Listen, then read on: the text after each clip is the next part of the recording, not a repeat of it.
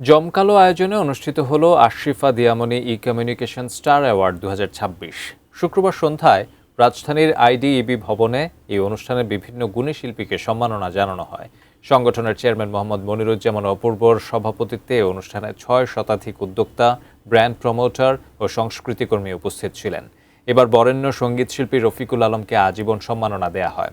এছাড়াও সম্মাননা পান অভিনেতা আজিজুল হাকিম, কণা রেজা, কণ্ঠশিল্পী রবি চৌধুরী ও চিত্রনায়ক ডিএ তায়েব সহ অনেকে। অনুষ্ঠানে ডিএ তায়েব বলেন, যে কোনো সম্মাননা একজন শিল্পীর কাছে সম্মানের ও অনুপ্রেরণার।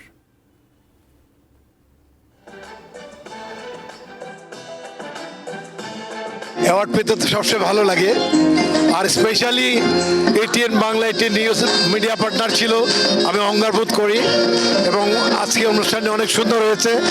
আমরা চাই এরকম অ্যাওয়ার্ড প্রোগ্রাম আরও হোক।